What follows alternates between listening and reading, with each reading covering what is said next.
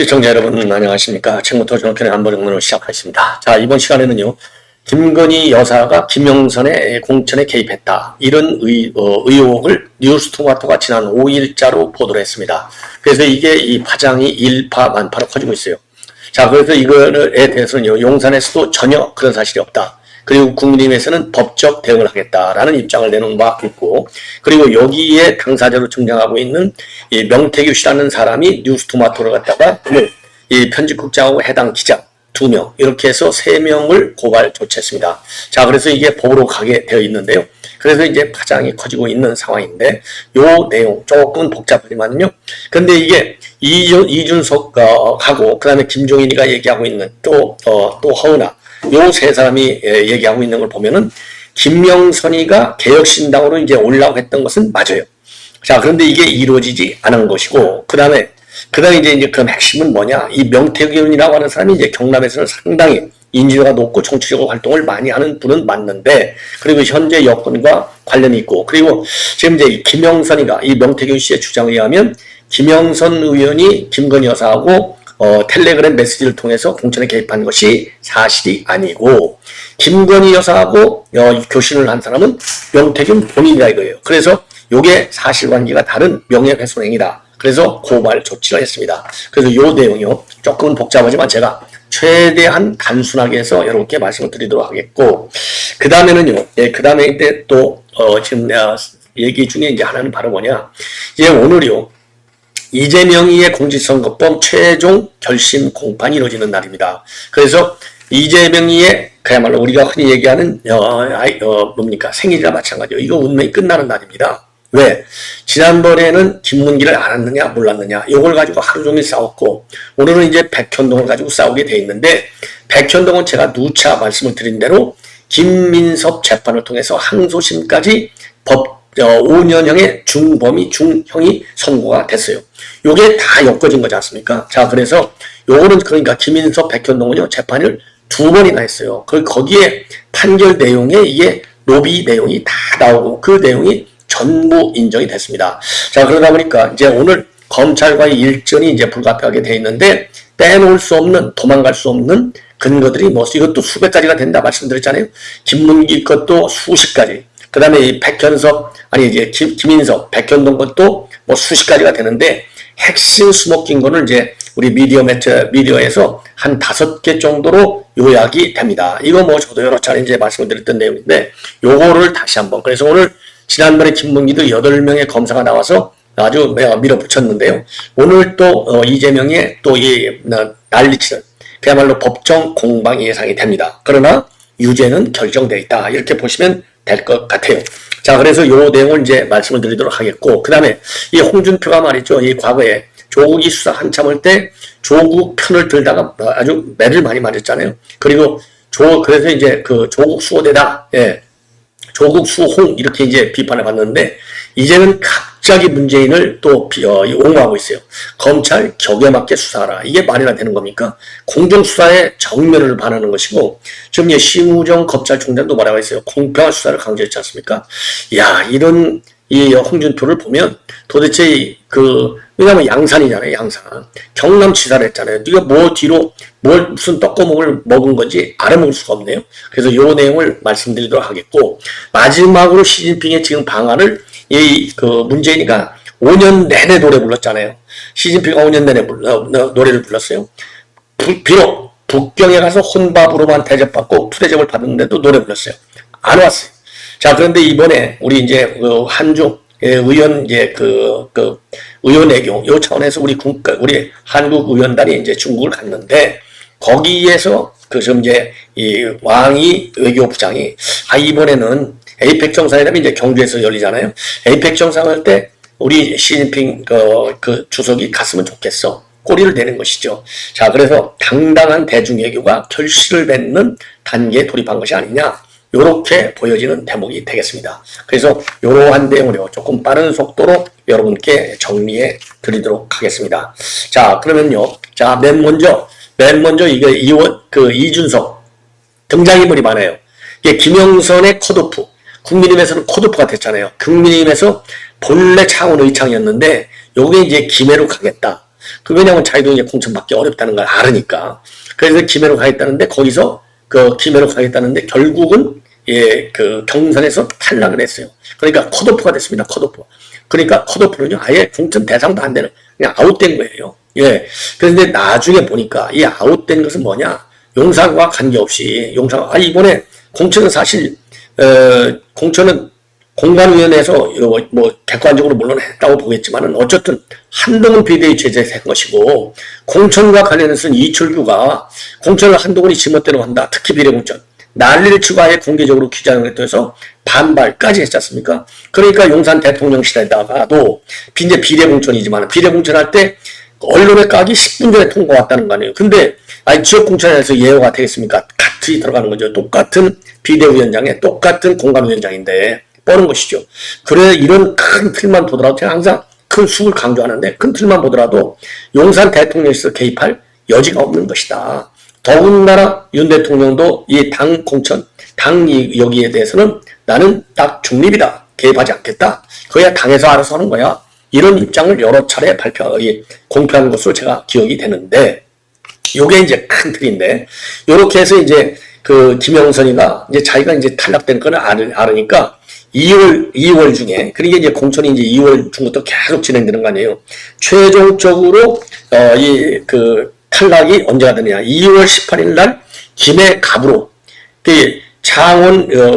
창원에서 김해 갑으로 가겠다. 이게 2월 18일 날 김영선이가 공표를 합니다. 그러니까 저 김해 갑 좀 주세요. 이렇게 되는 거 아니에요. 그런데 아예 컷오프가 돼버렸어요. 컷오프가 3월 2일 날 됐습니다.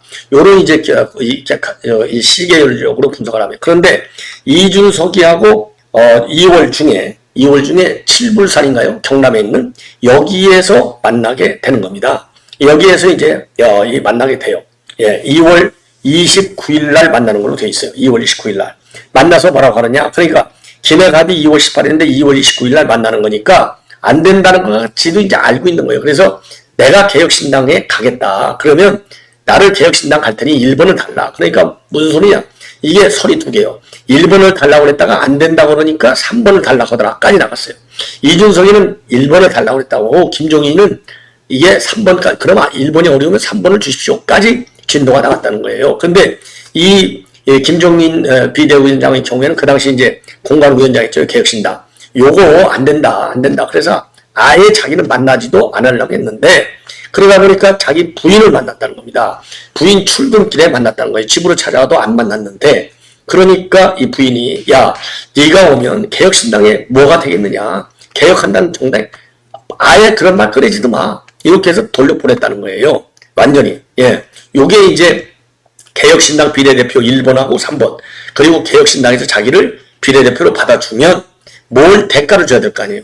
김건희 여사가 공천 개입했다는 내용을 내가 폭로하는 기자회견을 했다. 그러니까 김건희 여사가 공천 개입했다. 그러면은 보수표가 갈라져서 이준석 표로 더 많이 오겠다. 이런 계산이 딱 있는 거예요. 그러니까 김건희 여사의 공천 개입설하고 이준석이가 비례대표로 1번이나 3번을 주는 거하고 교환하자는 겁니다. 자, 그렇게 이제 얘기를 한 거예요. 그런데 이준석이가 지금 이게 가져갖고 나오는 거 보니까, 나는 아예부터 안 된다고 했다. 처음서부터. 그러니까 만난 거하고 요청한 것까지는 사실인 거예요. 만난 거하고 요청한 것까지는. 그리고 김종인은 안 만났지만 김종인 부인을 만난 것까지 사실이고, 여기까지는 사실입니다. 다 인정을 했으니까. 그런데 이준석이 한 얘기 중에는 자기는 처음부터 노를 했다는 것이고, 그 다음에 지금 이제 이 뉴스토마토를 보도를 보면은 그거는 이제 일단 검토도 해봤다. 이렇게까지 나오고 있어요. 예. 자, 그리고 그 다음에 이제 중요한 것 중에 하나는 지금 이제 여기에 이렇게 딱 되니까 지금 김건희 여사 쪽에서도, 그러니까 이제 대통령실에서 전면 부인, 우리 국민의힘도 전면 부인, 이건 법적 소송을 가겠다. 그래서 대통령실과 국민의힘의 이제 법적 소송까지 가겠다라고 했는데, 국민의힘은 거기에 대해서 지금 맨 먼저 치고 나온 게 명태균이라는 사람이 맨 먼저 치고 나왔어요. 그래서 명태균이라는 사람이 바로 어제 고발 조치를 했습니다. 예, 고발 조치를 했어요, 경찰에. 야, 그래서 요거 사기다. 그래서 민형사 소송을 제기했어요. 누구를 대상으로. 뉴스토마토가 그렇게 보도했잖아요. 이거 김건희 여사하고 김영선 간의 텔레그램 교신을 통한 개입. 요게 아니고 무슨 소리냐. 김건희 여사하고 텔레그램으로 교신한 사람은 나야. 명태균 나야. 요게 왜 허위사실을 얘기해? 그래서 요거를 고발 조치를 하니까 뉴스토마토에서는 잘 됐네, 고마워, 이렇게 지금 반응을 보이고 있는 상황이 되겠습니다. 자, 그러면서요, 지금 이제 여러 언론에서 경쟁적으로 이거를 취재보도하고 있는 내용이 되겠는데, 요러다가 보니까 지금 이제 JTBC에서 요런 거고 또 JTBC가 빠질 리가 없죠. JTBC에서 보도한 걸 보면 명태균 씨가 지금 녹취록을 깠다는 겁니다. 그래서 JTBC가 보도하는 걸 보면은 녹취록, 이 명태균 씨가 2022년도 5월 9일 날 이 통화한 내용, 2월 9일 날 통화한 내용, 이거 녹취록을 하나 까고, 그 다음에 또 하나 깠어요. 2월 22일, 그리고 이제, 2022년도, 그 다음에 이제 5월 9일 날 또 하나 이제 까는 겁니다. 요거는 이제, 무슨 내용이냐면, 지금 이제 창원 의창의 보궐선거와 관련된 내용이 되는 거예요. 자, 그래서 여기에서 이 명태균의 이제 내용을 보면은 지금 윤핵관과 통화를 한 것 같아요. 이 보도에 따르면 JTBC. 명태균이가 A, B라는 사람이 있는데 윤핵관. 요 A가 대통령 이름 팔아가지고 B가 공간에 압박을 넣어가지고 내가 가만히 있을 놈이다, 이렇게 얘기한 거예요. 그러면서 XX들 대통령 치라고 해가지고 그게 윤핵관들을 욕하는 것이죠. 내가 대통령 전화한 건 아나? 내가 가만히 있을 놈 아니잖아. 사모하고 전화해가지고 대통령은 나는 김영선이라고 했는데 이라대, 이런 식으로 또 이제 녹취록을 까버렸다. 요게 이제 보도를 하고 있는 겁니다. 자, 그래서 요게 이제 일파만파로 커지고 있는 상황이 되겠고, 그래서 이 김태균이가 직접 이제는 고발 조치를 하는 것이다. 예. 자, 그러니까 이제 금년도 총선도 개입하고 창원 의창 보궐선거도 김건희 여사와 개입했다, 이런 의혹을 제기하면서 지금 이 법률 투쟁으로 지금 비화되고 있다. 이렇게 되는데, 요거에 대해서는 용산 대통령실도 그리고 국민의힘도 철저하게 부인을 했고, 그리고 김영선 본인도 김건희 여사가 개입한 적은 없다, 이렇게 부인을 했어요. 그러니까 뉴스토마토 보도를 김영선이도 직접 부인한 바 있습니다. 자, 그래서 이게 일파만파로 상당히 커지고 있다. 예, 이런 말씀을 드리고 싶고, 자, 이거는 이제 이렇게 말씀을 드렸고, 그 다음에 또 중요한 것 중에 이제 하나는요, 오늘 이제 마지막 결심 공판이 이루어집니다. 그래서 오전에는 백현동과 관련해서 두 번째로 이재명이가 망신을 당하는 날입니다. 증인이 돼가지고 증언대에 서서 지난번에는 연필, 그 다음에 메모지, 그 다음에 물을 갖다 놨잖아요. 얼마나 속이 타야, 애가 타야 물을 갖다 놓겠어요. 오늘도 뭐 비슷한 현장이 또 재현되겠죠. 그래서 오늘 이제 신문을 하게 되는데, 이건 뭐 뻔한 건데, 그래서 언론에서는 지금 이제 지난번 김문결 때도 8명이 동원이 됐잖아요. 수사검사 전원이 동원이 돼서 입증하는 것도 매우 이례적이라고 해요. 법조계에서는. 근데 오늘도 이제 비슷한 현상이 벌어지지 않겠느냐.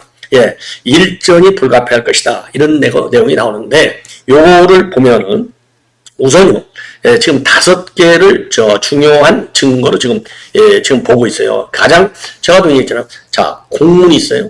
공문. 그 다음에는 진술이 있습니다. 성남시 공무원들의 진술과 공문. 이거 빼도 박도 못하잖아요. 요거 이외에도, 그러니까 공무원 중에서는 요 도시계획 팀장과 가장 제일 실무 담당자들이 있지 않습니까? 그 다음에는 지금 이제 또 추가적으로 나오는 것이 이제 도시계획위원회에서의 반대 의견. 자, 요렇게 나오고 있고, 마지막으로 하나, 저도 이제 항상 그러잖아요. 진술, 증언, 그 다음에 김인서의 판결. 요걸 굉장히 제가 중시하고, 성남시 공무원들의 진술도 굉장히 중요한 스모킹건이 될 수 있다. 그래서 지금 마지막으로 이제 짤막하게만 정리해 드린다면, 우선요, 국토부에서 내려온 문서, 국토부하고 성남시하고 주고받은 문서가 있을 거 아니에요. 여기에 어느 곳에도 이거는 국토부에서 결정할 사항이 아니다. 성남시장 자체가 재량적으로 판단할 예정이다. 판단할 일이다. 적의 판단하라. 이렇게 되어 있고, 특히 하나는 이제 네가 알아서 판단해. 우리 이게 하나 있고요. 그 공문서에 이제 이 결론이. 그리고 공문서의 또 하나 결정은 이제 이게 혁신도시법으로 인해서 지금 식품연구원 연구소가 밖으로 나가게 돼 있잖아요. 혁신도시 무슨 계획법으로 인해서. 그래서 이 혁신도시법에 따르면 43조인데, 요런 사항은 국토부에서 결정할 사항이 아니야. 여기에도 국토부의 지침을 받은 사항이 아니라 명백히 돼 있고, 또 다른 공무원들의 이 흐름을 보면 그거는 성남시가 알아서 성남시장이 지방자치단체가 하는 내용이야. 빼도 박도 못하는 이런 문서가 있어요. 이 문서를 최초 공개한 사람이 박정화 현 한동훈의 비서실장이 되겠고요. 그 다음에 이제 두 번째로는 도시계획위원회의 의결 심의 내용이 나오는데, 도시계획위원회 의결에서도요, 민간 의원들이 이거 한꺼번에 4단계나 총상향하는 거 이거는 안 돼. 이거는 굉장히 문제가 많은 거야. 그래서 거기에 대해서 도시계획위원회 전원이 만장일치로 반대를 하는 겁니다. 그럼에도 불구하고 이거를 밀어붙이는 거예요. 누가? 성남시가. 왜? 아니 뒤에서 김인섭이가 밀어붙이니까. 김인섭이는 누군데? 오늘날 이재명을 만드는데 가장 중요한 선거 사무실 대줘, 그 다음에 정진상이 붙여줘, 얼마나 돈 내줘, 그렇잖아요. 그러니까 김인섭이 말을 정진상이도 이재명이도 거부할 수가 없는 거예요. 민간호에서 아무리 반대도 전혀 의미가 없는 겁니다. 예. 요게 두 번째 얘기가 되겠고요. 세 번째는 도시계획 과장, 그리고 네 번째는 도시계획 팀장의 검찰에서의 진술 내용이 되겠습니다. 도시계획 과장도 여러 차례 걸쳐서 그거는 국토부에서 그런 얘기 한 적이 없어. 징계하겠다고 한 얘기 없어. 전부 이재명이가 지시한 거야. 그리고 도시계획 팀장도 아주 국토부에서 그런 협박한 적이 한 번도 없다고 요거를 분명하게 얘기했어요. 더군다나 도시계획 팀장의 경우에는요, 요거 이제 그 전영수 비서실장 같은 이재명의 측근들이, 야, 이게 이재명의 전략 중에 하나가 뭐예요? 의중 교사까지 시키는 사람이잖아요. 회의 압박. 그러니까 이 팀장한테, 야, 네가 좀 국토부에서 협박 때문에 이재명이가 어쩔 수 없이 종상향 안 해줄 수 없었다고 좀 얘기해. 요렇게 회유하는 그런 작업까지 벌렸어요. 근데 요 팀장이 바보입니까? 절대 응하지 않죠. 그래서 여기에서 이재명의 전형적인 수법이 나오는 거예요. 회유 압박, 의중. 예. 그래서 이 도시계획 팀장도 그 정도까지 압박을 받았지만은 절대 움직이지 않고, 더군다나 말이죠. 도시계획 팀장이 뭐라고 얘기했어요? 김인섭이 얘기를 정진상이가 직접 전화까지 하면서 압박을 가했다. 뭐라고? 야, 나하고 김인섭이하고는 엄청 가까운 사이야. 그거 잘 챙겨. 알았지? 김인섭이가 부탁 거야? 요렇게까지 했다는 거 아니겠습니까? 예. 그 다음에 더더욱이 중요한 거. 자, 이화영 재판 판결이 왜 중요합니까? 이재명의 유죄를 입증하는데 이미 판결로 나와버렸잖아요. 그러니까 이게 얼마나 중요하겠어요? 판결은 피고인 측하고 검찰 측의 주장에 공방을 통해서 딱 판사가 너는 유죄하고 딱 내린 거 아니에요. 9년 6개월 딱 내렸지 않습니까? 그런 것처럼 김인섭이로 지금 이 항소심까지 이미 끝나버렸어요. 그래서 5년형의 중형이 선고된 겁니다. 그래서 그 판결문에 보면은 아주 이 김인섭의 노비를 받아서 특혜가 갔다는 거. 이 백현동 특혜가 뭐예요? 제일 큰 게 옹벽 아파트. 아파트가 들어올 수 없는데 그 옹벽까지 쌓아가지고 아파트를 건설해줘. 그리고 또 하나는 뭡니까? 이게 본래 임대주택의 90%고 민간 분양이 10%만 하게 돼 있잖아요. 그런데 임대주택을 반대로 10%만 해주고 민간 분양을 90%나 해주게 돼. 그래서 분양이익이 3,200억 정도나 오게 해. 그 다음에 성남도시공사가 거기 들어가게 돼 있는데, 김인섭이가 그걸 로비를 해갖고 성남도시개발공사가 들어와 버리면 그 시행사인 아시아데벨로퍼가 수익이 줄어들잖아요. 그걸 못 들어오게 막어. 그래서 이게 200억 배임 혐의가 있지 않습니까? 200억 배임. 예. 그래서 김인섭이가 요구한 대로 도시개발공사는 들어오지 마라. 이재명이가 최종적으로 그렇게 결정을 내리는 겁니다. 그리고 이 기부채납, 요것도 비율이 왔다 갔다 하는 거예요. 계속적으로. 그래서 연구원이 부지가 나가면서 이제 이 연구원 대토를 해주는데, 요런 이제 문제점이 있는 거예요. 이런 것들이 전부 다 법정에서 그대로 항소심에서 인정을 받는 것이다. 그래서 이 항소심, 그 다음에 1심, 2심 판결이 바뀐 게 없어요. 이 판결이 굉장히 중요하다. 예. 이걸 보면은 이게 더 이상 도망갈 수가 없다.